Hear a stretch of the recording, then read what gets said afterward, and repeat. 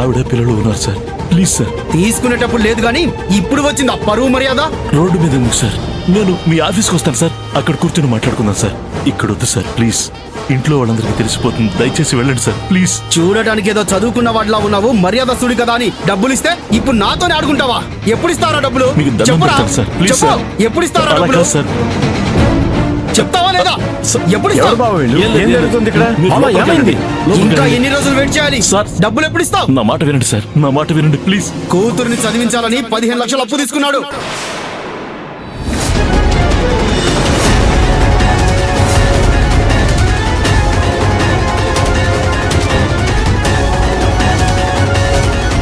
మూడు నెలల నుంచి వడ్డీ లేదు, అసలు లేదు. ఇచ్చేస్తాను సార్. సార్, డబ్బు తీసుకున్న విషయం మాకెవరికి తెలియదు. మీకు తెలుసా తెలియదా అన్నది మాకనవసరం. మా డబ్బులు మాకు కావాలంతే. ఇచ్చే వరకు ఇక్కడ నుంచి కదలం. ఇస్తామన్నా ఎందుకు దౌర్జన్యం చేస్తున్నారు? అయ్యో, ఇది పెద్దల విషయం, మధ్యలో దూరితే అయ్యో ఆగండి సార్.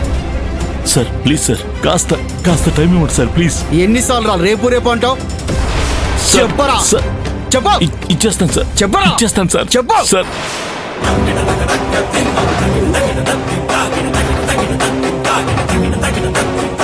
ఎప్పుడు ఇస్తావో చెప్పు. చెప్పు. ఎప్పుడు ఇస్తావో చెప్పు. చెప్పరా? ఎప్పుడు ఇస్తావో చెప్పు. చెప్తావా లేదా? చెప్పు.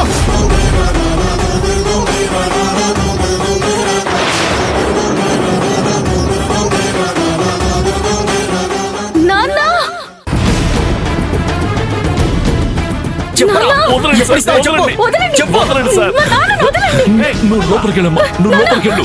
ఓహో, పిల్లల్ని చదివించడానికే కదా డబ్బు తీసుకున్నావు. నువ్వు లోపలికి వెళ్ళమ్మా, వెళ్ళు. ఇచ్చేస్తాను సార్, ఇచ్చేస్తాను అంటున్నాను కదా, ఇచ్చేస్తాను. నేను అడుగుతుంది డబ్బు, నీ కూతుర్ని కాదు. నీ కూతుర్ని ఎత్తుకుపోతానని భయమా? రాయ్! ఎంత ధైర్యం రా నీకు? నా కూతురు గురించి మాట్లాడతావు? వదులు బావా. ఏం మాట్లాడుతున్నావు? హే, నీకు డబ్బులే కదా కావాలి? రేపు సాయంత్రం లోపు నేను ఇస్తాను. ఎలా సెటిల్ చేస్తావు?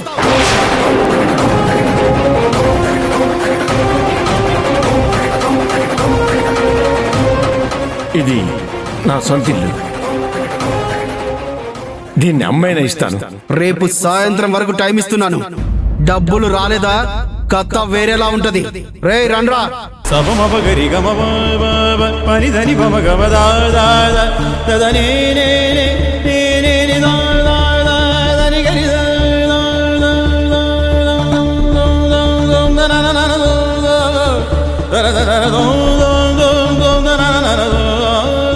బావా, ఏంటి బావా ఇది?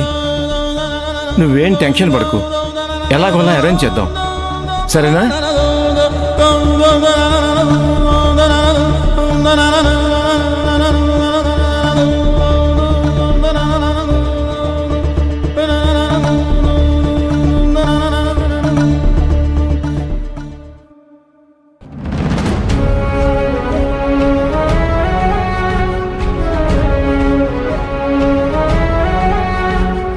ఆ రౌడీ దగ్గర అప్పు చేయాల్సిన అవసరం ఏమొచ్చింది బావా నీకు? ఒకటి కాదు, రెండు కాదు, 15 లక్షలు అప్పు చేశారు. ఒకరోజు సాధన కాలేజీలో స్పెషల్ కోర్సు ఉందని తెలిసింది. తనకు ఫీజు కట్టడానికి డబ్బు కోసం ఏం చెయ్యాలో ఎవరిని అడగాలో అర్థం కాక వాళ్ళ దగ్గర అప్పు చేయాల్సి వచ్చింది. ఏంటండి ఇంత ఈజీగా చెప్తున్నారు? అవేవన్నా 1000, 2000? ఇవాళ అందరి ముందు మీ కాలర్ పట్టుకున్నాడు. అసలు వాడి దగ్గర అంత అప్పు చేసి సాధన చదివించాల్సిన అవసరం ఏముందండి?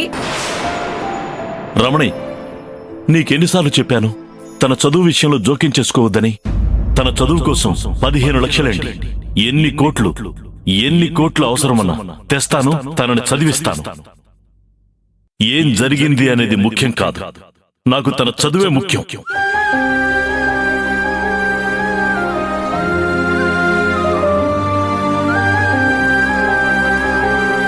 బాధపడకు సాధన, జరిగిన దాన్ని తలుచుకుని మనసు పాడు చేసుకోకు. రేపు ఎగ్జామ్ ఉందిగా, వెళ్ళి చదువుకో.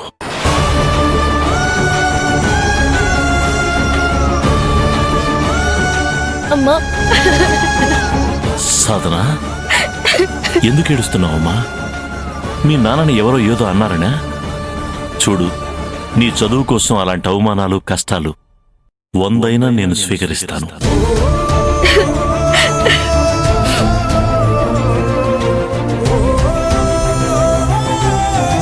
రేపు నువ్వు నీ గోల్ రీచ్ అయ్యాక ఇవాళ మాటలన్న ప్రతి ఒక్కరూ మనంటి ముందు చేతులు కట్టుకుని నిలబడతారు.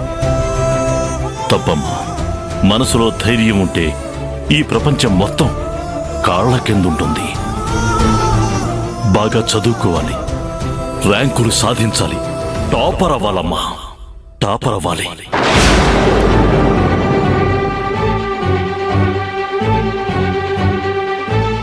ఆ తర్వాత ఇలాంటి వెధవలందరినీ ఎలా డీల్ చేస్తానో నువ్వే చూడు.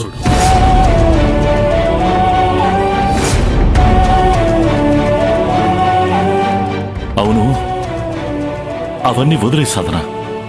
ఇవాళ ఎగ్జామ్ ఎలా రాశావు?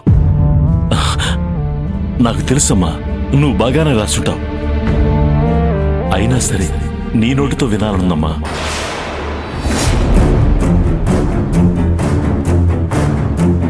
సాధన, ఎగ్జామ్ ఎలా రాశావు?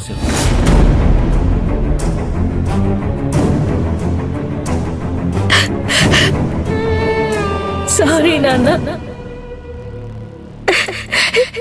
నేను ఎగ్జామ్ రాయలేదు.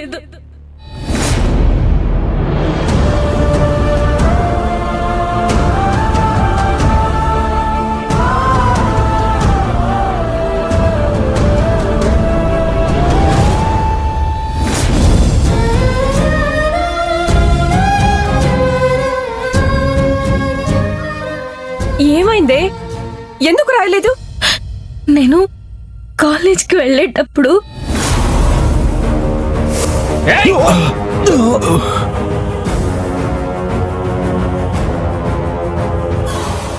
సార్ 40 minutes లేట్గా వచ్చావు.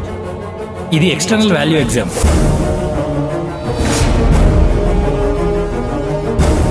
40 నిమిషాలు లేట్ అయిందని ప్రొఫెసర్ ఎగ్జామ్ రాయడానికి పర్మిషన్ ఇవ్వలేదు.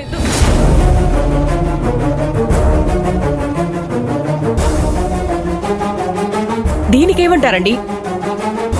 నువ్వు పుట్టినప్పటి నుంచి కూతురు చదవాలి, టాపర్ అవ్వాలి, ఏదో సాధించాలి అని అదే చెప్పవు. చక్కటి బహుమానమే ఇచ్చింది.